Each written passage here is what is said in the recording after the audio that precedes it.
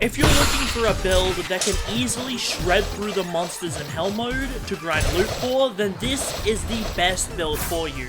Not because the damage is insanely high or because it's stupidly tanky, but because it does all of those things while being one of the most mobile builds in the game. For reference, this is me running from an actual depth ganking build. So if you never want to wipe in Hellmode and want to get those insane rewards, then this is the ultimate Hellmode build. I'll be dropping the showcase to this build at 2,000 likes or 500 subscribers gained on this video, so make sure you like and subscribe and join the Discord when the build maker link drops. Hello everyone and welcome to the best Hellmode build progression. This build is going to be the most optimal build to grind Hellmodes with, giving you an absolutely insane amount of damage, defense, but most importantly mobility. Because Hellmode is actually a lot different than you think. Unlike other game modes like Layer 2 or the Diluvian, there is actually a sort of hard cap to how quickly you can beat Hellmode, just because you're relying off the event spawns in Hellmode, which can only spawn so fast. Oh my god. I don't want to fight that corrupt King Thresher. I'm gonna go further down and hope something else spawns. Wow, that is bad RNG to get immediately. But as I was saying, there is a hard cap to how fast you can beat it because of spawns. If you have more people, then more monsters can spawn, but there isn't actually much of a point to getting really high damage, and not too much of a point to getting really high defense either, just because a lot of the time, as long as you're actually able to kill the enemies before they stack up too much, you're essentially at no risk in Hellmode. But as I'm sure anyone who's done Hellmode recently would know, the most dangerous part of it is depth gankers. Because while you can kill virtually any monster in the game with a decent PvE build, you will always be at risk of getting ganked by another player. Therefore, it's really important for this build to be extremely mobile, and I think I have a 100% safe strategy to get away from any depth ganks. Now, let me just say this, while I do say 100%, obviously I can't guarantee that you will always get away from depth gankers, since there's some really relentless builds out there. However, you'll have a significantly higher chance of surviving using this build. I am probably going to log from the server because I don't want to fight a corrupt King Thresher. Oh, okay, I'm definitely logging. Do not want to get Meteos on me. This is going to be like a squibble or something that destroys me. I am going to try to get first-hand experience running away from depth gankers with this build. What I might do is just call Inu, so once the build's maxed, I'll see if I can escape one of his depth ganking builds. Obviously, Inu's not a depth ganker, he's more of a revenge ganker, but if he's online at the time, I will try to run away from him just to prove to you guys that if you play this build correctly, you can get away from people. Since once you get enough distance from players, it becomes really easy to live depth gankers. Obviously, this build is going to have really high damage as well, but there's actually a second task that you need to manage in Hellmode, and that is dealing with squibbos and lightning squibbos. Those two are really dangerous enemies just because you have to have a guard break critical or corrupt counter to reliably deal with them, and I'm pretty sure that I've optimized this build so that we can perfectly two-shot them with high DVM. So overall, this build is just going to be extremely strong in terms of killing enemies. I've tried to design it as well so that it doesn't take too long to reprog if you have a wipe. I could have optimized it more to actually... Oh my god, is that another King Thresher? Okay, let me try to get this Thresher up here. Okay. Now the King Thresher shouldn't aggro and I just have to deal with this corrupt Thresher. I did take a lot of damage trying to lure it over here. I also hope that Alpha Shocker doesn't aggro on me. I'm just gonna lock in with this parrying and I should be good. Something that I should probably state now is this build will actually be a dual achievement build, because we're going one really high achievement and then one low investment achievement, specifically for one of the best mantras to escape gankers in the game. Don't worry though, you'll see just how strong it is when we get there. So, I want to try and pick off that Alpha Shocker, but I don't think I can do that without aggroing the King Thresher. Let me just spam my training items and we might be able to power up right now. Okay, if I go around the back of that King Thresher and go around here, I might be able to take the aggro. Let me actually get 1 point away from powering up so I can just use the dumbbell if I'm in danger. Actually, no, I want chain. Now that we... Oh, did they both despawn? Okay, they didn't. They didn't. We're good. Okay, grab Blood Iron Spirit. Then I will grab Bastion as well. This build can also be used for the Diluvian, by the way. Oh my god, that is a lot stacked. I don't think we'll wipe. I don't think I'll wipe if I do this. Oh, that is 2 things on me. Ooh, thankfully, that lionfish beam did not hit me.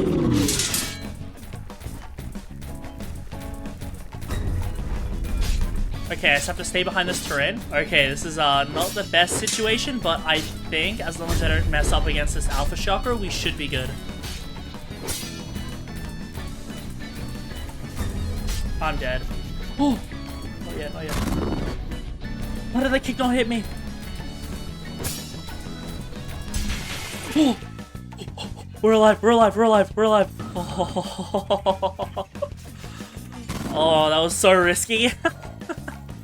We had so much stuff on us. If that Alpha Shocker didn't die right there, I actually might have been dead. Holy, that was a close call. At least we can hit power 3 now. Is that lionfish aggroed on me? I think it is. Okay, the good thing is neither of them can hit me right now. So, I need to position myself to attack this lionfish and not this lionfish. Oh, let's hope for the best. That actually hit me. Okay, this lionfish is stationary, so it can't hit me. I just have to worry about this one. I'm in a pretty good spot right now, so I'm just gonna hope it stays that way. Okay, I think things have calmed down now. This lionfish can't really hit me. I can kill this other lionfish after, and that crab is stuck down there. Yeah, this situation could have ended very badly. I'm just lucky that I managed to kill that Alpha Shocker. Yeah, a skill you really gotta learn as a deep bound player, apart from like being able to sense when ganks are gonna happen, is learning how to kite mobs properly. Since if you can kite mobs, then you can do what I just did and essentially separate the really annoying stuff from each other. Because I was essentially playing around a crab, a lionfish, and an Alpha Shocker at once. Now things have died down though. The good thing about this though is we're gonna get an absolute ton of XP. I'll see if I can... I think I'll target that King Thresher at power 5, because by then I'll deal enough damage to it where I don't really need to worry about it killing me from undodgeable moves. I'll grab Uproar, that's good for Squibbers. I'll grab Shoulder Bash temporarily just for a mobility mantra. Now we can start on the crab. It is fire attuned, so that is a little bit of a worry, but I should be good. That... I don't know how that hit me. Continue to wail on this crab. It's dead, so now we might be able to get to power 5. Okay, we will be able to off willpower though. Willpower training is way faster as a deep bound player. And there we go. Oh, King Thresher's gone. Sad. I was gonna go target it. It's fine though. Let's head back to Castle of Light and we can get some more jobs. As a whole, I honestly think that the Hellmode changes that were made were really healthy for the game. Now, while I think the Diluvian is, you know, really good in terms of loot, like in terms of chests, it's the best in the game, the main issue was it was just a solo thing, which, like, obviously you need a good solo game mode because not everyone has friends, but the good thing about Hellmode is that it gets better the more people you have in it because you're able to kill stuff faster and everyone gets the same loot. So the devs adding a way for people to actually work together in PvE is really good for the game.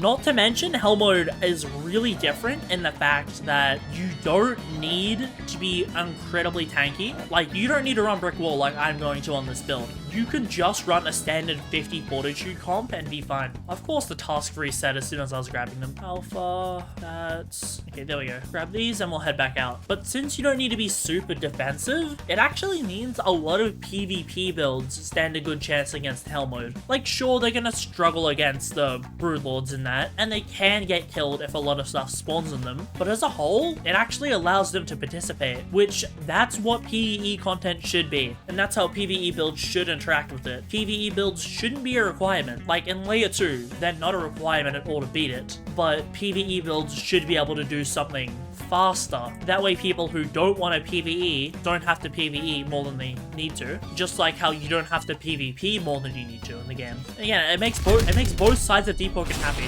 That's what I really hope they do for future content. They don't like... That's the problem with mob spam as a whole though, because I mean Hellmode is sort of mob spam, but it's more like controlled mob spam. where yes, a lot of stuff is spawning and attacking you, but you can still individually fight everything because of how the spawn rates are. And unless you let the monsters build up, which a lot of skill in Hellmode does come from just not letting stuff build up, then you actually are able to focus on individually fighting. Which, I mean, you can sort of fight groups of 2 to 3 monsters, but obviously it becomes exponentially harder. So as a whole, Hellmode is definitely the best of PvE in terms of balance at the moment. You have good loot, you have a lot of build variety, and there is always some risk. But obviously that risk can be avoided once you learn how to run away from it. I don't know if me requesting Hellmode buffs is what got it changed. If it did though, thank you devs for actually listening to my suggestion, since a lot of people are pretty happy with the Hellmode changes. Because, you know, doing the Diluvian over and over again gets pretty boring. So it's nice to be able to do something on a new type of build. Also, I'm pretty sure that, yeah, this dive is angry at me because I hit him with a full rapid punches. And there he goes. And this should be the final strength point we need. There we go. Don't need Bulldozer. I will grab a Bastion card though. Grab another Bastion. Berserker, very good for defense. You never don't want Berserker on any sort of Diluvian or Hellmode PvE. It really makes a huge difference to how much damage you can take. Lionfish up there. Let's go take that out. Honestly, I might try to make a secondary version of this build for people that... Because the thing is, if I get rid of Brick Wall, then that essentially removes, what, 60 points from the build? Because then you only need to go 90 Fortitude, 40 Willpower. Oh, actually, wait, that's something to consider. I might be changing the build mid-prog, but I think... You know, actually, yeah, I'm gonna go test it and see what happens if I remove Brick Wall from the build. I'm curious to see what defense buffs we can get, or like mobility or offense. So, please hold for a second. Okay, I'm back off for a little bit, and honestly, I did find a way to remove Brick Wall and get more points, with the build still staying really tanky. But honestly, there wasn't a lot I could get with the additional points, because unlike in the Diluvian or Layer 2, Hellmode just kinda has no point to getting more offense after a certain point. But as a whole, Brick Wall just allows you to play Brain Dead, which I imagine if you're doing Hellmode, which is a pseudo mob spam thing. I don't know why I keep going this way, but if you're doing Hellmode, you're gonna want to play Brain Dead. And I don't want to try to introduce anything because, well, if you know my builds, I like Auto Scream Pre-Shrine, and then on Brick Wall version I made accidentally had Auto Scream Pre-Shrine. So yeah, for the sake of giving you guys a simple but effective build, I'm not gonna recommend you go that, and I'm just gonna continue to go Brick Wall. I literally can't not go Brick Wall Pre-Shrine. Let's just power up to power 8. There we go. Don't need any of these. Another session plus. A couple new talents I haven't gotten yet. I haven't won a Brick Wall build since they added more Fortitude stuff. Get Lose Your Mind. Oh, Reinforce, we want that. And now we can fight this Thresher. A lot of people will complain about me going Auto Scream Pre-Shrine, but the thing is, Strength and Willpower just work so well Pre-Shrine, since you're either going them for Reinforced Armor, or you need the Strength Pre-Shrine for something like Berserker. So the sad thing is, one of the highest requirement talents in the game, in terms of how hard it is to get, it's actually so meta to get a Pre-Shrine. But you know, I 100% understand the fact that some people just want to make their builds and don't want to have to worry about, you know, getting Auto Scream Pre-Shrine, killing Kaido, since that either requires you to have a good slot or to get carried. Honestly, people just don't want to do Kaido carries. I'm gonna play risky. I'm gonna fight. You really should. I don't think I should be doing this, but I'm gonna risk it anyways. Corrupt King Thresher. Let's see. I might actually be able to kill it. Oh, I dodged the breath. That's really rare for me. That thing is so hard to dodge. Of course it hits me. It burrows right under me, but yet it doesn't emerge. Just gotta focus up on parrying. Why am I still on fire? What? Okay, hopefully he's taking more damage than me. Oh my god, of course. I might be in trouble. I really hope he's close to dying, because I am. I'm just praying he doesn't do the breath attack, because that attack is so annoying to deal with. Yeah, I actually killed it. I was getting kind of nervous there for a second that we were going to get killed by a Thresher, but we are good. The good thing about taking on a fight that hard is we got a lot of XP from it. So we might have enough for 1, maybe 2 more powers of investing our points. Let's Let's see, I'll grab Underdog. Nothing good at all here, so I am just going to burn some random stuff. I'll grab this. It'll make posture breaking Squibros easier with my raw M1. Then I'll roll through for now. I am at max carry load. Okay, I'm gonna have to go sell that. Actually, wait, we got a lionfish job, so I am going to see if we can get the lionfish to spawn before I go back to sell. So yeah, I should have more points as well. Gonna pull the deep back to Castle Light.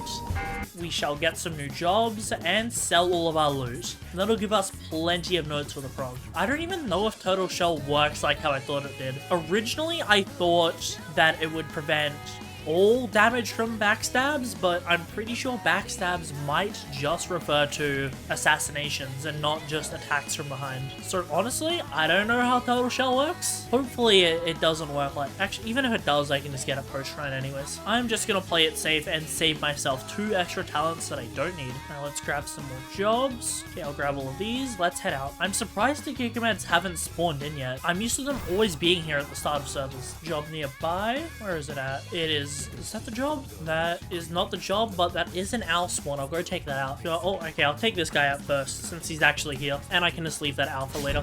Fortunately, his hitbox is really weird right now. I think he was like clipped into the rock or something. Grab dead, grab some more loot, and now I will head up here and deal with the owl. Let me actually get 1 point away from powering up, just in case this owl is corrupt and we get low. Oh no, we're good. And that was surprisingly fast. Well, let's power up anyways and pick out all our cards. Oh, pressures. Okay, there's 2 on me. I don't want to fight 2 at once right now, so I am going to try to separate them. And we got 1. Perfect. 6 song chant. Honestly, we probably should have been going Vitality since we don't exactly have high damaging monsters right now. Keep investing in new Fortitude. We are close to reinforced armor requirements. Fresh is dead. That's, oh my, of course we're 1 point short of reinforced armor requirements. We will fold here. I should have probably burned Return to Dark Ages. Armor Conserver. Concussion, I'll grab padded armor, and then we'll start going Vitality. Let's run down here a little bit and see if we can get a lionfish to spawn. Is that for our job? Actually, yeah, that is for our job, I think. Already dead. Let's just invest into willpower now. As soon as we get the Heretic Suture requirements, I am going to head over to Widow and get Insane, just because if I do it now, I'll have to get less bites from her. Should get reinforced armor this hand. There we go. Neuroplasticity, yep, make our mantras cheaper and give us a mantra slot. Honestly, neuroplasticity is such a good card just because of that 1 mantra slot. It's one of those cards literally every build barring a Silent Heart would use. Lionfish dead. I might be able to get to 80 willpower right now, and that is 80 willpower. Right, we dodged that guy, and now we are going to head over to Widow Cave. Here we are, as always. Aggro the Widow, close the door, and then just stand here. Did I even aggro? No, I did not aggro her. There we go. Now I just AFK here, and because we're not at 100 willpower yet, this should actually happen a little quicker. Alright, we are definitely insane enough now. That actually did take a lot less longer than normal. So I've just got to wait for the combat timer to go away, and we can head back to castle and keep progging. Sadly, we can't go down to layer 2 until we hit power 15. Let's just head back. Oh my god, can't invoke the call. Okay, guess I gotta reset and walk back there manually. Let's see, where did we spawn? Man, I spawned a little further away. We really got a bad spawn. I ended up calling the knowledgeable Sardine into the server just because I need him to let me down to layer 2. Since I might as well get the heretics right now. Here we are at castle, you can barely see him, but that is Sardine. Here he is about to let us down to layer 2, and my insanity is already clearing up thanks to castle. Very convenient for us. As always, I am going to do the most optimal route to get heretics, which just involves you coming around here, following this little path along, then that little door on the wall, you just have to roll clip through that, come down here, hug the wall, and there is your heretics. Very fast and very easy. Now that we're back in layer 1, we can continue to get XP. So let's just take some more jobs and head out to Sultor Waste to do that. We are pretty close to going to the surface to get our achievements before Shrine of Ordering. Then after that, I think I might just do Ferryman, since he can allow me to unbound my achievements and he'll give me Belfrog. He's probably the boss that I'm best at, just because, well, I did farm him for like 12 hours straight and a 24-hour stream. So I think after all that time, I would have gotten pretty good. I mean, the other boss I fought was Maestro, which I actually still retained a lot of my skill at fighting him. Obviously, I'm not as good as I was during the stream, but I have committed a lot of his attacks to muscle memory. I've been trying to do a lot more streaming lately, which I will probably do more streaming with Hellmodes after this build is fully progged, just because I find streaming is a very good way for me to practice my commentary, because I've always got chat talking to me, and thus I always need to respond to them. The one thing that I'm not so good at in streams is talking in my commentary voice, since, well, I mean, it should be pretty obvious, but like, obviously I talk differently in videos compared to how I talk in real life. Like, if I was to talk normally right now, I'd talk something like this probably. But you know, for the sake of videos, I gotta keep it like, you know, high energy and all that. So it doesn't really bother me to do. Like, I don't find it too hard. But the benefit of streaming is I definitely get better at maintaining that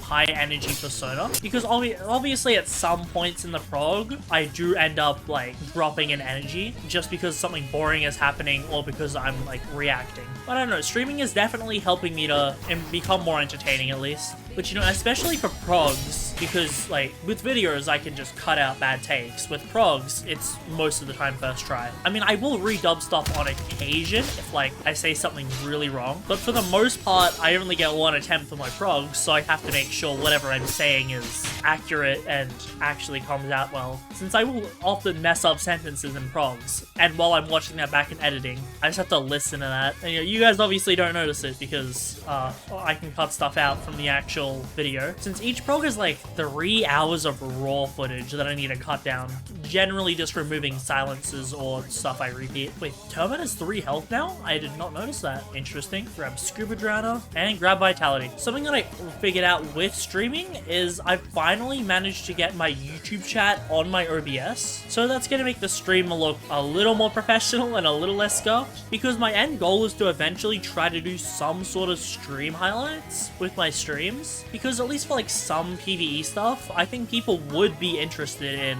you know, seeing what I do live, or like if I have a guest on, just talking to them about PvE. I did ask my Discord and there is obviously some demand for it, but the thing is, being entertaining live for that long is significantly more difficult compared to a prog where, you know, most people watch the prog for the build and, you know, not just for me. Whereas it's kind of the opposite for a live stream. People are watching it for my opinions on stuff. I am still constantly trying to improve my content though, since I've said this to a few people, but I would like to think that I'm one of the harshest critics of my content, since while I do have the editing skills to, you know, make the videos super flashy, I generally try to do a lot of work on a video with very little time. So I don't make many changes to the footage, but the stuff I do add, I try to make it very impactful. Generally, that's the subtitles and the shots where I'm talking to the camera directly that I ended up getting from Punchy, I believe. That's just really small things that just changing the shot of the video or adding subtitles that are constantly moving on screen, it really does help people. I mean, I don't do it for showcase. I don't do it for progs, because if I was to subtitle progs, it would take me hours, since, you know, I'd have to go through, make sure all the spelling is correct and all that, since if I mess up one thing, everyone is going to tell me in the comments. And that King Thresher fell off the map. Another thing that I really struggle with videos is finding new music, because as you know, the song that I don't know what song I'm going to be playing over this portion, but it could be It's Going Down Now from Persona, which, you know, that's like a pretty easy way to just make something good. The lyrics aren't too intrusive, it's upbeat, but the thing is, I don't know if many people were using it beforehand, but ever since I've started using it, I've noticed a lot of people using it, which, you know, that's perfectly fine. I don't own the song at all. But the thing is with music, it's gotta not be overused. Just because if one person uses the song a bunch, then people are gonna get tired of hearing it, and then, you know, it's not gonna become as effective. One of my friends did end up giving me some Arknight's OST, which is the, if I remember in post, I'll play it now, but it sounds like this, which, you know, that's good for portions of the video. It's like upbeat enough that it works, but sad, nothing can match Persona music. It's like so good. Lyrics are there, but they're not intrusive and upbeat. I definitely need to get better at finding new music. Did my prayer beads broke? What? Man, that has not happened to me before. It's fine though, we needed literally one more point. I'll just go invest that 1 point and then we can head to the surface. Also, if people are watching this, I want to know, on the V6 showcase, was that a good thumbnail? So I tried something new with it while I tried to make the character essentially fighting Kaido. But you know, I have a role that I ping people with if I need like opinions on something. And while they said that it wouldn't have worked, I put it together and honestly, people enjoyed it. People thought it was a good thumbnail. So I'm curious because obviously my YouTube audience is different to my Discord audience. Do you guys think that's a good thumbnail? I don't know what I'll do for this. I'll probably try a similar thing, but if you guys thought that was a good thumbnail, then I'm definitely going to try to continue with that style since it's pretty unique. And honestly, as long as I can actually get the poses right, it's pretty damn eye-catching to see, you know, someone fighting a big scary monster or whatever. Then again, it could just be due to Kaido being pretty interesting to look at overall, since, you know, it's a dragon's head. It's definitely eye-catching. So I don't know if other monsters like a Broodlord or Primadon or whatever I choose to use would look as good. Sadly, it seems somebody killed the Neves here, so I'll have to server hop to find another batch of them. Here we go, found some more Neves.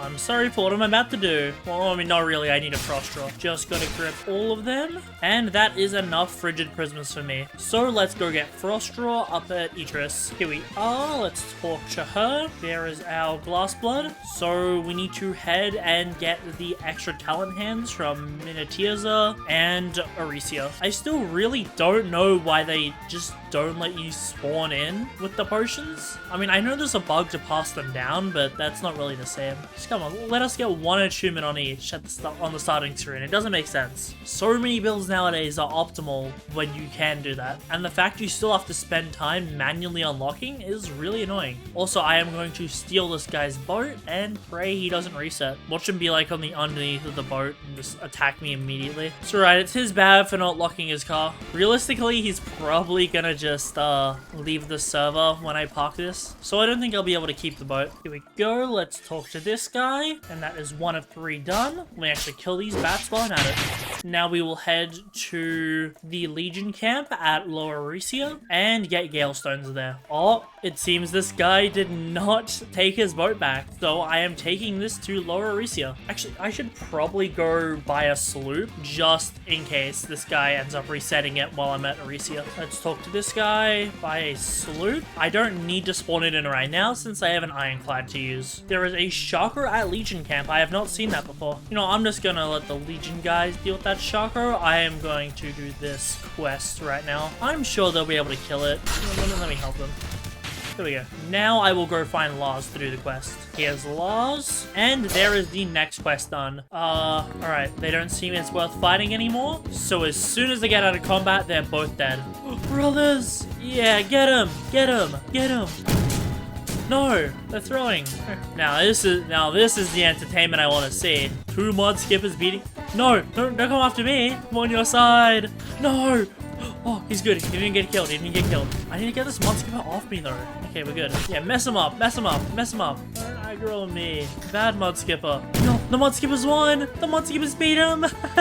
Honestly, I'm just watching these mod skippers win. This is entertaining. Man, this is better than Conquest. Who's gonna win? 1 mod skipper or 1 Legion soldier? This mod skipper's kind of destroying him. Yo, let's go mod skipper. Let's go. Let's go. Oh, he's down. He's down. The mod skipper won.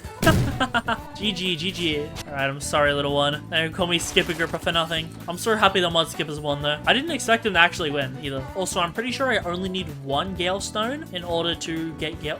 More mod skippers! I don't want to fight them, though. They're too strong for me, clearly. They can beat 2 Legion soldiers. They can beat anyone. So, let's just go do the Chakra quest, and I will leave those mod skippers down there. It is now their cave. They earned it. 2 Chakras, and I'm on high ping. Alright. Okay, wait. They might eventually kill each other. Or I'll just parry that. How do I deal with this? I think if I just like pray I can parry. I don't know. What XP did I get then? What? I got the XP thing. Ooh.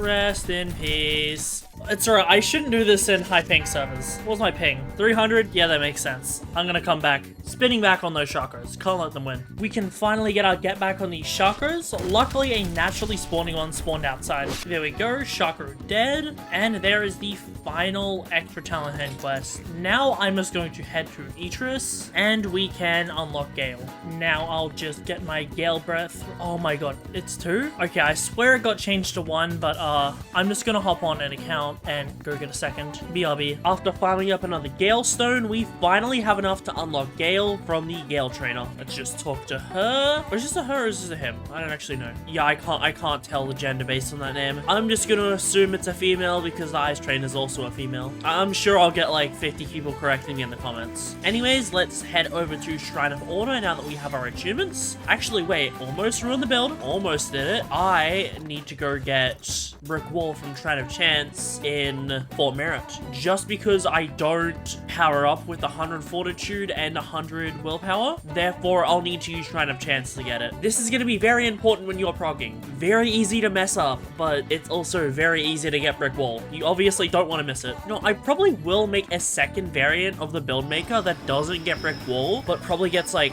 Jet Striker instead for more mobility, just because you don't necessarily always need Brick Wall. While I head to Shrine of Chance, something just occurred to me. I need to define what I mean when I say this is the best Hellmode build. Now, if you remember a little earlier in the prog, I briefly talked about the fact that Hellmode has a soft cap to how fast you can beat it, just based off mob spawns. Well, if you really care about raw damage and defense, then Seraph Soul would actually be better than this build. But the area that Seraph Soul falls short is that while it can pretty easily deal with anything in Hellmode really fast, obviously when it comes to depth gankers, it can't win, just because the build has virtually no mobility apart from Flame Leap to cancel fall damage. So that's where this build is better than Seraph Soul, just because you can actually win in depth ganking situations. Whereas with Seraph Soul, it's basically impossible to win. Do I have reinforced armor? I do. Well, we got Brick Wall now.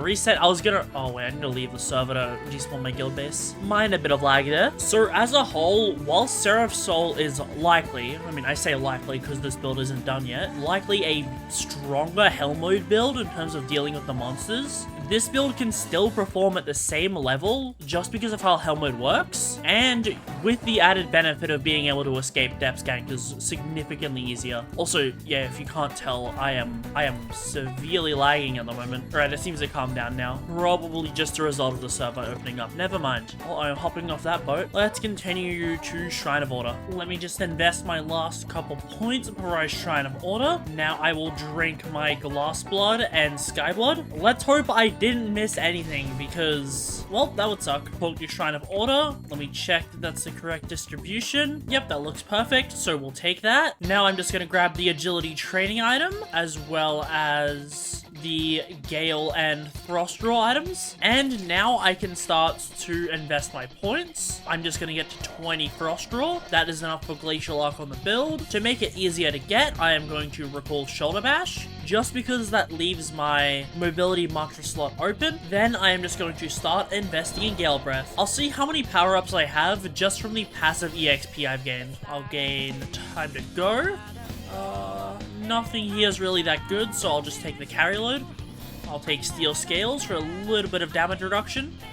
I'm gonna start to burn some of these stuff that I just don't want. I'll take the rare card though. I do actually want to stack carry load on this build. I'll take an Alley Cat card just because this build can get Conditioned Runner. Burn Return to Dark Ages, and then I will just fold here. Then I will take another point into Vitality. Let me just buff my agility up to 25. Lock that, and I will keep investing in Gale Breath. Luckily, we just have so many auto-didact points, I think we're gonna overshoot Power 20. I'll freeze Kickoff, burn Impervious, and take Endurance Runner. Grant Support, don't need that at all, so I'll take Kickoff here. I should get Conditioned Runner. There we go. Now I have free healing on the build. Do not need either of these. Burn them, take this. Heavenly Wind, did not want that at all. At least it's out of the pool now. Let's just keep investing in Gale. I'm surprised we haven't run out of XP yet. After cut, we want that. Some extra damage. Replenishing Knockout. A lot of good stuff here. I'm going to freeze Windstep and just take Haunted Gale for now. Then I'll take a point to Vitality. Let's see if we can hit Power 18. Still going strong with our XP. Freeze this, and I will take Spectre for now. Don't really need any of these, but I guess I will take Thresher Claws. Ice Mobility Mantra. There we go. We really want a Glacial Arc on the build. Now I am going to guarantee Wind Mantras. We want 1 star, so we can get stuff like Tornado. I think our XP might run out of... Oh my god. Are we gonna hit power 20? We actually might. Don't want risky moves. I should probably go guarantee Spectre stuff. Kinda my fault for not doing this beforehand. Fold here. Apparitions and Phantom Step. We wanted both of those. There we go. I'll take Gale Punch just for the damage and another point to Vitality. I doubt it, but... Actually, no, we can't hit power 20 at the moment. Oh, yeah, we can. We need to invest in Heavy Weapon. We are gaining 35 on this build. Yeah, we actually had enough XP to hit power 20. That is wild. Now, since it is our 20th power, I think that... I'm gonna burn that. I'm just gonna take the extra rare purely because it's hard to get more. I'll take Phantom Step. Don't really need the... Actually, Vanishing Wrath, that's actually not horrible. Then I will take Inhale. Alright, we are still missing a bunch of stuff, but that's fine because we can just Shrine of Temptation. As for right now, I am just going to go to Ferryman, and we can use him to unbound our Gale Breath and get some Bell XP. I'm still undecided of what Bell I want on this build. I'm either gonna go something like... Oh my god.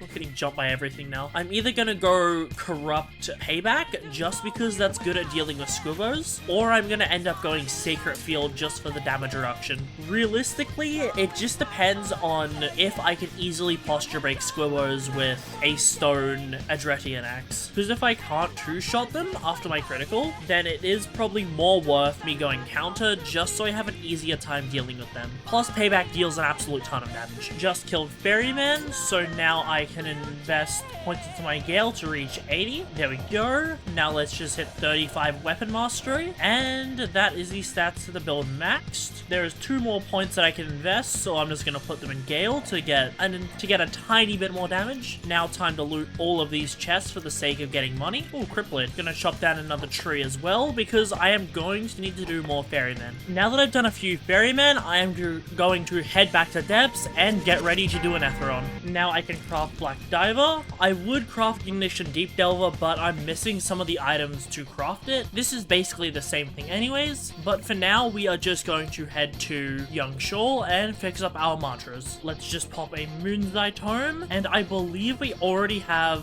1-star Gale mantras guaranteed, which is a lot of the stuff I'm missing. So let's get rid of Rapid Punches. Don't need any of these. What's this 2-star? Don't want Wind Carve either. Get rid of Heavenly Wind. Wind Passage, perfect. Tornado, we also want that. We are additionally missing 2 mantras, which I realized I could have gone to the surface and done mantra quest, but oh well. Let me just use Unification to get a second mantra. Let's see, we won't need Comeback Kid and Conquer Your Fears. Since we're a deep band, we already passively have that talent. Don't need either of these. Heavenly Astral, we did need Astral Wind. Let's go unify another mantra. Won't need Triathlete, and we won't need Aggressive Posture. Nothing we want there. Reroll Gale Trap. Heavenly, come on, give us Gale Lunge. There we go. Now we should just go to the surface and level up our mantras. Then I'll come back down to go do an Atheron. Okay, let's talk to this person. We won't have enough notes at the moment, but I can go sell my loot from Ferryman to get significantly more. This should get us most of the way there. Another 3k notes, but I have some in the deposit box at the moment. I still need to refill it because I burn through notes pretty fast. I think, actually no, I don't think this will be enough to fully level up all my mantras, but it's fine though because I can go farm more notes. Yep, as expected, we are missing about 2,000, so please hold for a sec while I go farm some up. Alright, I chucked some more notes in my deposit box, so this should be plenty to max out the mantras on the build. Let's just max these out. We can't quite max out Wind Passage, but that's fine. We're not really using it for damage anyways. So for now, I think I'm just gonna go do mantra quest at Vigils for the sake of maxing out the build, and then I am going to go to the Depths. It doesn't really matter what I get here since I'm probably gonna use Shrine of Division on it later. Let's see. Yep, nothing useful. Okay, so I thought maybe I could fight a Kaido, but I used my Ultimate Manifestation. Kaido got flung over there, but as you can see right there, there's another Kaido spawner. So if I have to fight 2 Kaidos at once, I don't think I'm winning. If I see those bubbles disappear, I am instantly logging. I mean, I'm not gonna be able to cheese Kaido anymore, so I guess I just gotta fight him in the water. If I die, I die. I don't think I have anything valuable on me, so I'll live. That lionfish scared me so much. I thought that was Kaido. Also, you're not aggroed on me yet. Oh, here he comes. He is extremely annoying to fight, I can't lie. But as long as I just focus on parrying, I should be fine. Keep inhaling, and as soon as he comes out of the water, hit him with everything I got. I'm still not amazing at parrying Kaido, but honestly, I've gotten better. I honestly might be able to stat check him. I can't lie. Parry. Oh, easy. Just gotta keep inhaling my Gale mantras. He should honestly be close to death already. That's the second posture break. Third posture break. Damn. Surprised he's still alive. There we go, Kaido is dead. Wait, did we get— oh my god, we got a Dreadtooth and Tetras. That's kind of rare. Wait, we got another drop as well? Okay, that's from the lionfish. But yeah, this Dreadtooth is actually so goddamn rare, and they finally gave it a model. It was a dark feather for the longest time. But let's just head to depths now that we have gotten Ardor, and we can go get Dawnbreaker. I think it's about time that we finally go do layer 2. I certainly don't have the best gear to one-cycle Ether on, considering we have 2 DVM and a still using a battle axe, but I'm sure I'll be fine. The first thing we're gonna go do is get key. We can't do the typical bell door skip just because we don't have bell yet. I am also saving my bell in case something goes really wrong in layer 2, but that's pretty unlikely considering this build has 450 HP with no gear on. It's a pretty insane— actually, that's a pretty insane HP amount, I can't lie. This build is not dying in Hellmode at all. Put key in door. The first thing we need to go do is kill Bonekeeper. Here we are. Let's see how fast we can kill Bonekeeper. Mike, that was kind of laggy. You've also got to keep in mind this is actually post aftercut changes, so the build is actually weaker than you think. Or at least the build has been weakened compared to how strong it would have been. What the hell? Bonekeeper crouched and then grabbed? There we go. Didn't take too long. Surprisingly fast considering just how much we're missing. Now we will just turn generator on and do the jump to ignition union base. This probably won't land me in the void. Hey, we didn't land in the void. Very nice. Now I can just go to clear my parasites and get the Union Hook talent. Talk to this guy. There's the talent. And here is our parasites cleared. Now I am just going to go get Spear from the cave. Honestly, I really don't know why they don't just make Atheron's Gaze a Echo's talent. It's kind of annoying to get on every build. Just because a lot of the time, you'll usually need to do a layer 2 on a build. Especially if you don't just have Infinite Moon's Eyes lying around. But it just requires you to spend an extra, what, 5 minutes getting layer 2 talents? I mean, really, once you've got Spear once, there's no point to doing it again. I'm gonna try to kill these carbuncles. There we go. Nothing good in the chest. Let's clip out of bounds. Now we'll just go use the hook, and we can go hand spear in. Very easy. And there is Atheron's Gaze. Now we can just go through Bounder's Nest and kill Chaser. I am actually going to get the 3rd Diver's Journal that's here, just because I realized I'm gonna need a new weapon with stone. So I might as well use Deep Shore, since I haven't had a need to use it in such a long time. I'll have to get the other books after, but that's not much of an issue. Let's just cross this bridge and make our way up. Here we are. Let's talk to Chaser. Get some decent damage off. Keep in mind, this build doesn't have an absolute ton of damage multipliers relative to other builds, as it's meant to be more mobile. So goddamn, we got good Bloodgel spawns. Aw, lost chain right before the end. That's fine, ceiling's still gonna fall. Didn't fall, okay, damn. I really messed up that cycle. Now the ceiling's gonna fall. Chaser is standing up for some reason. There was a little bit of lag at the start of that, so I got like no mantras off. And that should be Chaser dead. Damn, not dead. Honestly, I think it might have been better if I went intelligence on this build, just because Perfect Flash is so strong. I'll probably correct that in the showcase. That's the good thing about making these progs though. I can optimize the build by actually testing it. So keep in mind, the build in the showcase is going to be different to the prog, just because I don't think the agility is that needed. And that is Chaser dead. Nothing useful here, but I will grab the gems, just because I know I'll need them. And well, into floor 2 we go. I'm probably going to end up cutting around a lot in floor 2, just for the sake of saving time. Purely because I just don't find floor 2 that interesting unless you're super mobile. Any chests up there? Oh, perfect. We only need, what, 30 medallions? But if I get any more chests, I might as well loot them, just in case we need knowledge. The thing is, if you know what you're doing with library, you can actually skip through. I wonder if this works. Oh, okay. There is a spot lower down that you can do that skip and it will work. So let me just come down here. Then you just follow this wall around a little bit. And right here, I believe, is where it should work. I did it a little far. It's alright though, I can just wind passage again. There we go, I am through. That skips me having to do the puzzle. The unfortunate part is this door won't open, but that's not really an issue, since I have wind passage and thus can just clip back through as soon as it's off cooldown.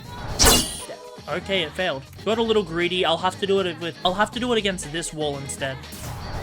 Okay, now I'm just in between, so I'll just have to wait for wind passage once it... Oh, there we go. Actually got the roll clip. It's pretty hard to do. Now I am going through another tech, so I'll just unequip Astral Wind for now. And I'm going to show you guys a way to just not have to deal with any of the snipers in the city. If you just come out here, then I'm just going to use that. Go over, and if I did it right, there should be no snipers in the entire city, which makes traversing significantly easier. Still getting some minor lag. I really hope that doesn't persist during Atheron. Come out here. Now we will go into sewers. There we go. Oh, found a chest in here. I was looking around for it because I know it can sometimes spawn. How many medallions are we up to? Okay, we already have more than what we need for Dawnbreaker, so that's good. Anything else we get is just a nice bonus. Also, I went the wrong way. Which way was it again? I think it was this way. Nope. Okay, I've lost my way in sewers somehow. Wait, that's where you get out. Oh, okay, you go this way. I'm a little rusty with my floor 2 knowledge somehow. Any chests down here? No. Oh, yep, another chest. I'll take this. Then lantern on, and we've just got the one on outskirts before we can go do Atheron. There will be these Tacet guys up here, but I've gotten pretty good at dodging them. That one excluded. Oh, another one. Oh, that is such an annoying hit to clip through. I always feel like I'm not going to make it. These guys spawned, but they can't really do anything to me. Okay, I am just going to climb up on top of a building now, just so I can get a better vantage point to spot any chests. Okay, outskirts is right there, but let's see. I see a chest there, and that's it for now. Yeah, it's fine. I'm sure there'll be a chance to get more chests on the way out. My wind passage also isn't modified, so it doesn't go super far at the moment, and I didn't bother to put gems on my mantras either. Here is outskirts. Let's turn on the generator and run away. I'll check the Miserables route to see if there's any chests there. If not, I'll just grab that one in city. It does look like there is a chest, as I can see the beam, so perfect. We should probably be close to 90 medallions at the end of this.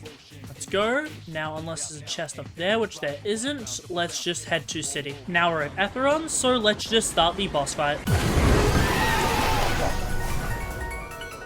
I think it's pretty unlikely we'll be able to one cycle, honestly, just because of how much stuff we're missing. And of course he does the ult. Well, just gotta dodge it. Hey, not bad. Only took 1 tick of damage. We don't have risky moves, so it's not super easy to dodge. Don't want to get hit by bones that time. Well, avoiding the bones. One hit me somehow. Another ult. Okay, I'm gonna dodge it this way. Didn't get hit at all, but the bone's gone. That's the one thing I tried to save. Man, Atheron does not like me today. It's fine though. Only 1 tick again. I'm not too bad at dodging that. Man, I am getting some major lag right now. Oh my. Of course the bone despawns. At least Atheron feels like spamming the bone attack right now. One more bone. Let's make our way to his hand. Probably should have inhaled that tornado before I cast it. So god, we have like no ether at the moment. Really should have modified my mantras. Chances of me one cycling are basically 0 right now. As expected. I need to find where that missing bone is.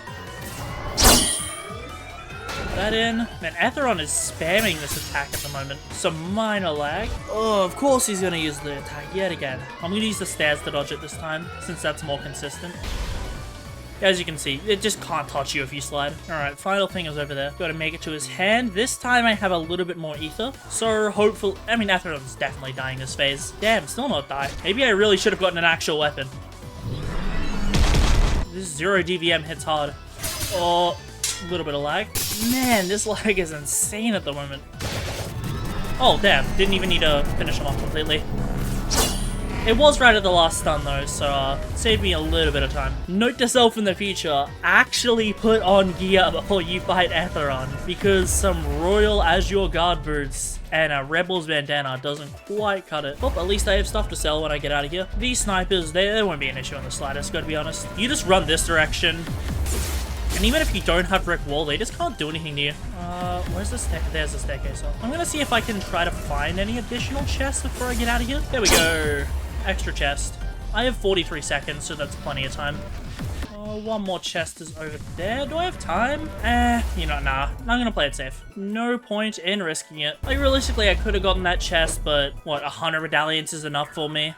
I don't need any more. Now I'll just talk to Claris, go through her dialogue. What do you have to offer? Teach me, I vow it, and there we go. And fully prog the oath as well. Now we have everything we need oath-wise, so we just need to modify our mantras with gems. And then I will probably go fix up all the talents on the build, get gear, and get the actual weapon we'll need. So I'll put a Blessed on Blinding Dawn, then Blessed on Radiant. Now on everything else, I'll just put blue gems, except for Tornado that I'll probably put another Blessed gem on after. Don't quite have enough gems to fully modify everything, but that's fine. There we go. Mantra's modified, aside from putting crystal lenses on Wind Passage, but I can do that after. For now, let me just head to... Actually, I need a belt check. I'll go do that right now, and then I will go fix the talents on the build, just because I want to get the full reset talent when I can. The fastest way for me to take all that damage is just going to be by using Glacial Arc. It should only take 1 to 2 falls. Actually, I thought I would take more fall damage than that, I can't lie. One more Glacial Arc should seal the deal. The bell I'm hoping for on this build is Sacred Field, but I'm honestly fine with anything. Gravity, don't want any of these. So, let's call the deep. Oh, yeah, wrong item. Meant to light hook. There's a fair amount of stuff that I'm going to need to get from the shrines, and it also just occurred to me that I might as well try to get Turtle Shell. So I'm just gonna take some jobs, because I believe I can end up getting Etheron's Curse Shield in one of the chests. Since I'm so high power, we're gonna breeze through killing them. Job nearby? Where is it at? It appears there is not a job nearby, unless it's down there. Is it? No, what? I am being trolled. There is no job nearby. Let's uppercut this guy, Tornado, and... will he die? You know what? That's pretty decent speed. People definitely made the aftercut nerf seem way harsher than it is. Gale is still good, it's just more balanced now. Oh god, another one of these jobs. Is it actually spawned in? It appears the job did not spawn in. That one did.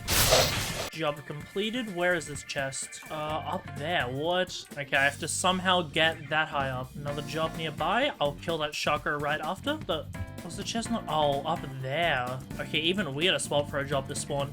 Any shields? No shields. Shocker's dead. I swear to god you could get a shield from the depths. Maybe I'm just crazy. I'm just gonna continue to walk to Young Shell anyways. If I can't get Turtle Shell, then so be it. I'll live. Okay, after looking through the build maker, we are only missing 12 talents on the build, so it shouldn't be hard for us to get. So I'll start by guaranteeing Auto Scream, since this will allow us to buff our damage massively. Let's just reroll Duelist Stance. Did not get Auto Scream, not a good sign. Let's get rid of defensive. Let's get rid of this. Full reset. All right, that's what we needed. It still is not auto scream. Actually, I can reroll a rare card. Let's get rid of Chronostasis. I'm after Wyvern's Claw and Silence's Blade. And Speed Demon as well. Perfect. Get rid of Strong Stern. Wyvern's perfect. Now, hopefully I get Silence's Blade. Let's see. We don't need Speed... oh, no. We don't need Loot Skipper. We can do without it. Silence's Blade. Perfect. Still need to get Auto Scream. What don't I need? Yeah, we don't really need Unfazed, honestly. Like, you don't go that insane in the depths. Do I have Auto Scream guaranteed? It's not showing up. Okay, I'll try something else for now. I'll own for... what did I press before? Maybe I just, like, pressed on some random other option, and that's why I didn't get Auto Scream. There we go. Immediately got it. Let me cross some talents off the list. Got this, got this, got this, got this. Okay, we need to guarantee I am a master with my own hands, since that's a very useful talent tree for fighting in the depths. Let's see. There we go. Talk to Shrine. Then we will get rid of Grasp on Reality. That's the first card. Now we need to get the card that branches off from it. So I will just get rid of Heavy Hitter, as we're not really dealing posture damage, as we're instantly guard breaking things. Get this. Now I am actually going to divide up some mantras we don't need. So I'll start by dividing up Heavenly Wind, and then I will also divide up Shoulder Bash. Alright, let's cross 2 talents off. We have 5 talents left to get, so let's hope we can get them all first. first try. See, the song shall be silenced. I saw it before. Let's just get this for now. We are after Warrior's Swing. That'll give us 20% damage reduction while using on a critical. So let's get rid of... Oh, wait, we got a warp with that song. That explains it. Okay, I was wondering why I didn't see it in the Mystic dialogue. I guess I just wasn't paying attention. So get rid of both of those. We are after Sunken Predator, Underdog, and Windstep. And we're gonna have Knowledge to spare. So I fight for the Legion. Let's get rid of Breathing Impact. Windstep, perfect. Now I need to guarantee Apex Predator. My hunt is inescapable, there we go. Wind Passage straight into a pillar. Get rid of Suffocating Impact. Sunken Predator, perfect. Now we've just got to guarantee Underdog for that nice 3% damage. Oh, we actually already have it. Apparently I missed that as well. So yeah, that's all the talents of the build acquired. No dramas getting them, luckily. Let me just equip Astral Wind, and then I will replace Radiant Dawn. There we go. Talk to Young Shul, and use this. Oh my god. Really bad cards once again. It's alright, as we can Call of the Deep and use idols. I'm after a low duration, high physical reduction Sacred Field. You can tell if your Sacred Field is good based off the size of the bell. A smaller bell means more points are put into the effectiveness of the resistance. Same thing with the cooldown. If there's a really high cooldown to the bell, it means more points were put to resistances. What did I even use that on? Bruh, I corrupted my resurrection? Bro, that's one way to waste Sinner's Ash. It's alright. We have another 12 in the bank. Well, that was dumb. I autopiloted to the wrong relic. Oh, payback. Okay. This is where it gets hard. I don't know if I want to get payback or not, just because payback's really high damage, and I can use it while getting stunned. But with Sacred Field, I can just take so much less damage. So I think I'm going to keep rolling for a good Sacred. Perfect. Got it. Next. Okay. Right bell this time. Now I have to wait for the cooldown as well. Let's hope we get a really good Sacred Field variant to start off with. The downside I'm looking for is obviously Insanity. If I get fire or damage, I am just rolling off. Damage, 3%. I can't tell if this is small, but the cooldown is really long. You know, I'm gonna go to Temple Hearts and ask that guy to help me test. I'm gonna take more idols as well, just so I can reroll. I mean, the size of this looks pretty decent, but the cooldown is long. So hopefully that means this is a high physical damage reduction. Oh, here he is. Wait, come back.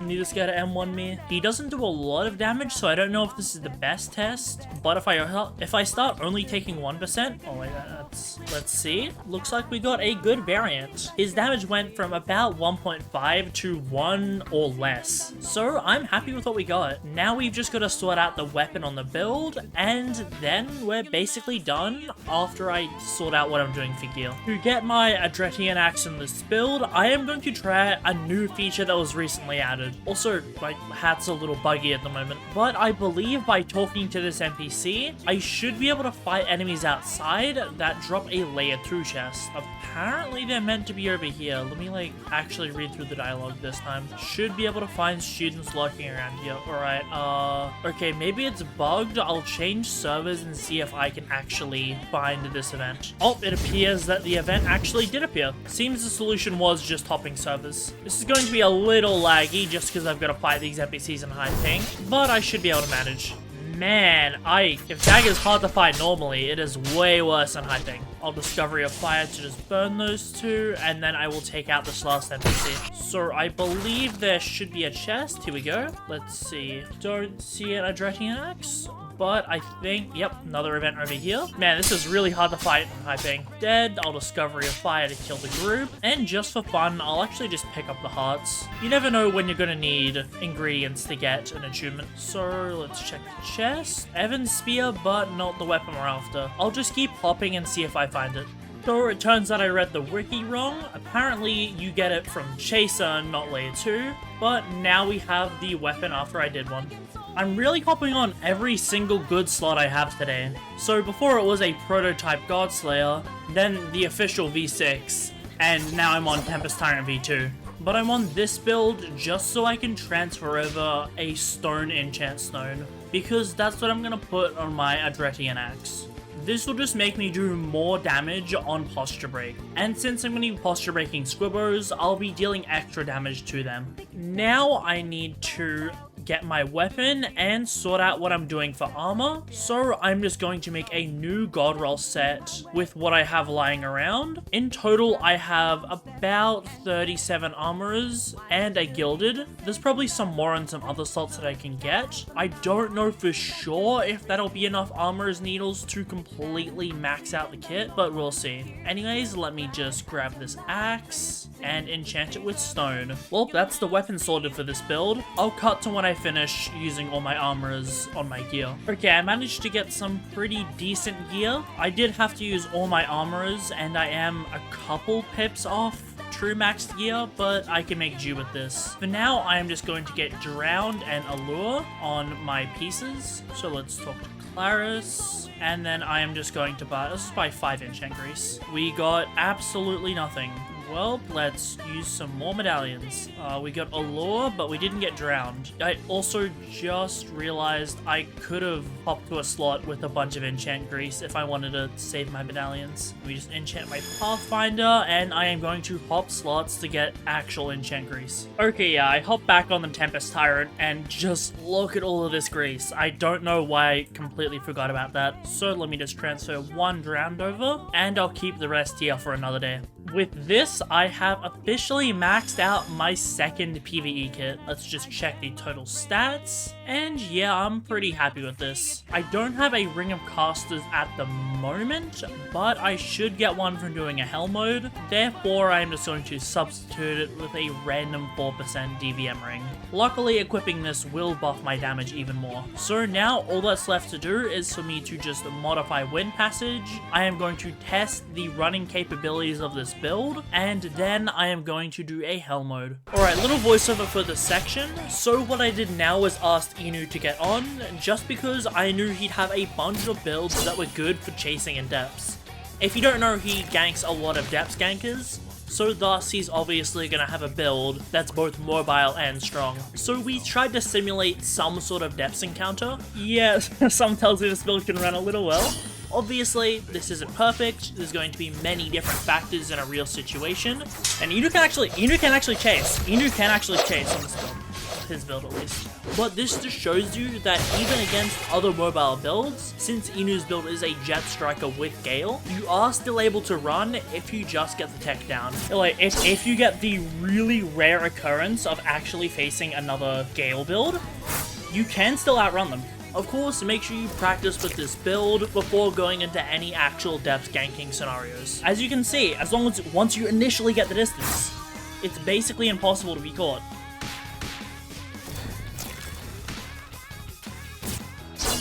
Well, now we've got one final thing to do in this prog, and that is to solo Hellmode while I just talk about this build a little bit more. So, as you just saw, I tested if this build actually had a chance at escaping a depth ganker, and if that wasn't obvious who it was, that was Inu. I asked him to hop on one of his accounts, just so he could actually help me test if this build can run, which, yeah, the build could definitely run. I will say there is a somewhat hard part of you need to initially get the distance to Glacial Lock, and you actually need to make sure that you aim the Glacial Lock well, since if you mistime it, then that can lead to you dying or being in danger. Just for clarity, I will also state that that was the second time that we tried recording that, because the first timing I didn't understand that Glacial Lock could actually miss, and therefore I ended up messing up. It also seems that this build can fight Squibber as well. As you can saw, no real issues dealing with that. On the rare occasion you do fight someone else who A, knows about, and B, has a mantra that works with the Glacial Lock tech I was doing to launch myself into the sky, which Inu's build does fit into, you still have a pretty low chance of getting caught after the Glacial Lock, since you can easily just chain movement in the sky to very easily get away. Now, another question I want to answer is, why did I necessarily go Gale on this build? If you don't know, Gale was nerfed in the form of Aftercut to be weaker. However, that didn't completely gut Gale off the map, surprisingly. Else, Gale is not as strong as it used to be. Like, I am still doing good damage to mobs, but I could be dealing way more with something like Flame. But Gale is good because the mantras are quick, because it has an M1 damage buff, letting me deal with Squibbers significantly easier. As you can see, Squibbers aren't really an issue with the build, which is somewhere where pure mages do tend to miss the mark. But as a whole, the mobility provided by Gale is very good if you're trying to escape a depth ganker. Not to mention, Gale is relatively easy to use. It has a bunch of good mantras overall, and the mobility provided can very easily allow you to run, like I just did against Inu. So while a flame build would actually be better if you're looking for raw damage, I'd say that Gale works really well on this build, purely because it gives you the mobility to run, and also gives you an M1 damage buff, which M1s are actually pretty important. I can't quite two-hit Squibos like I wanted, so in theory Astral is actually better. Here's a Squibbo to test. Let's see, do we two-shot them? We do, okay. So if you use Astral on this build, you can consistently two-shot Squibos. That's also without me having Reinforce or Aftercut enabled. So it appears that Astral is definitely the way to go. It's a good thing nowadays you can just kill Moon Knights to get an Astral Enchant Stone in a couple minutes, as opposed to the, what, 30 hours it would have taken you before? However, that doesn't really change anything about the build. It just makes Squibos slightly more annoying to deal with, but, you know, still actually possible to kill. This is also a Hellmode in a private server, so keep in mind the spawns are proportionally about 1/5 or 1/4 less compared to what you see in a public, but just because my region is Australia, it tends to be pretty hard to get people who are actually willing to do Hellmode. Okay, here's actually a pretty good test. Oh, hey, Squibber got posture broken, nice. Yeah, as you can see, despite me really messing up against that Squibbo, just because I'm not quite used to these hotkeys yet, I still managed to do quite well. I am definitely noticing the Gale nerfs in action, but the build is nevertheless still pretty efficient at dealing with monsters. That being said, the build that you prog after I release Showcase will actually be better than this, just because you can get perfect cast in the build, whereas I didn't have the foresight to get it, so my mantras are actually weaker than what you'll get by 25%. However, the benefit to having something like Conditioned Runner is if you did escape from somebody, and afterwards you could just Conditioned Runner up to a point where you could either run away again, because there is a chance a depth ganker still manages to catch up to you, but it's pretty low. But once you Condition Runner up enough HP, you can just jump into the void and go to layer 2. As a whole though, this is a very good build if you're looking to do Hell Mode, has enough mobility where you're realistically never gonna die using the build, and does plenty of damage to monsters. We're nothing shy of a Corrupt Enforcer, which is literally the tankiest mob in Hell Mode, can actually pose any threat. I really do wish I broke this build with 25 in though. I'm now just thinking about how much stronger it could be. The good thing about Gale mantras as well is they're really fast and multi-hitting. So if you essentially if you get out of any sort of stun, even for a second, you can usually get something like Twisted Picks off, which due to being a high multi-hit essentially means you can wipe out any lesser mobs to get a health pack. Okay, let me actually test against this Broodlord. It'll kill the Munskivers instantly, posture break it. You do actually want to be M1ing between your mantras as well, just to get more damage on them. Since perfectly casted mantras will deal some amount more damage. Okay, here's a good test. I'm gonna pop Sacred for this.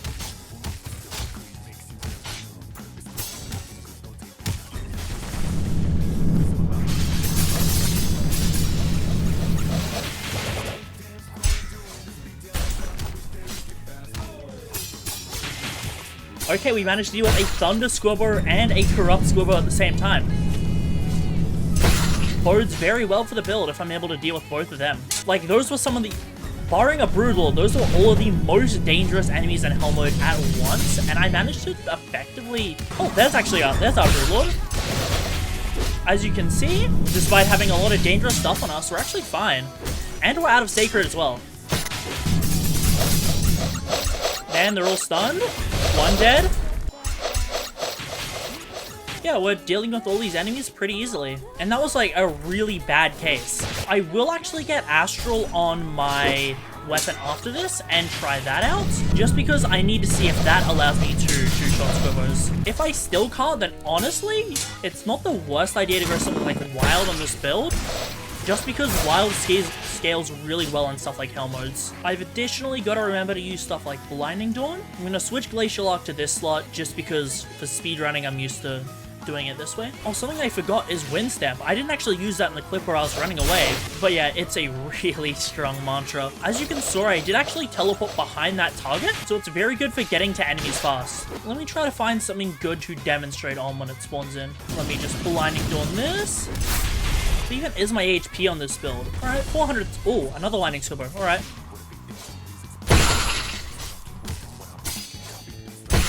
Hey, actually, we didn't pop all our damage buffs, but that was pretty easy to deal with. It's a pretty common misconception that mages are horrible against squibbers, which, I mean, that's true. I mean, outside of Diluvian, that's true. But even so, I did pretty well against that one just then. I'm sure if I had something like a Diver's Ring, I'd be even stronger. Auto Screaming is actually a really easy way to just get a ton more damage on this build. Since you can cast your mantras pretty easily, especially while you're getting ether back from engage, so it's a really huge damage buff to you. Damn. Gale nerf really hit hard. One tornado was not enough to kill a corrupt crab. I mean, it was dead right after anyways, so it's fine. The good thing about tornado is you can essentially just place it wherever you want and then move away, if you want the enemies to get posture broken inside of it and repeatedly take damage. Just pop reinforce, blinding dawn, and then tornado when he's up close. Oh, here's actually something to note, a Gale attuned enforcer. These guys will be a huge threat because they just take a lot less damage from Gale mantras, especially since corrupt enforcer is incredibly tanky as well. He is definitely an issue. Oh wait, that's 2. Oh wait, I might need to focus up. Wait, give me a second.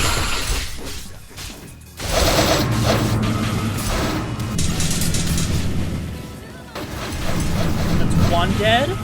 Okay, we actually managed to deal with 2 Gale attuned enforcers at once. And Scorbo was no problem either. Let me just repeat the statement that I made at the somewhere in the middle of the prog. Hellmode has a capped spawn rate on how much stuff can spawn. This means just having raw damage isn't really needed after a certain point, since as long as you're able to clear out the monsters fast enough, then you'll be able to easily deal with them. And I'm effectively dealing with what should be one person's spawns in Hellmode right now. So this kind of shows to you that, yeah, even though this isn't the strongest build in terms of raw damage, the mobility it has simply allows you to never die while using the build in Hellmode.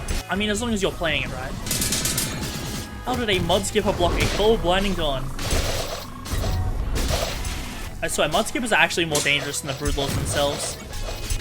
Alright, yeah, pretty easy to deal with them. 1 shot, or 2 shot, and Alpha Shaco. Keep in mind, this is no ring of casters either. Yeah, as a whole, I think this build is definitely a resounding success when it comes to the offense it has. There's no issues with doing Hellmode. The only issue is I didn't take 25 int, but, you know, you can rectify that. Has the perfect amount of offense needed, you can deal with very threatening monsters in a group pretty easily, and most importantly, the build is mobile enough where you can run away from any depth gankers. These threshers are glitched on this row. Let's just kill all 3. There we go. Very nice. 9 more events to finish. So let me just wrap this Hellmode up. Here's actually a good example to show you the talent. Teleport behind the enemy. You can actually hit a Squibbo with mantras. As you can see, that Squibbo is basically dead from Tornado. So yeah, you can actually use mantras to kill enemies. It's just kind of hard. And that is the Hellmode over. Let me just deal with what's remaining and then I will check our chest.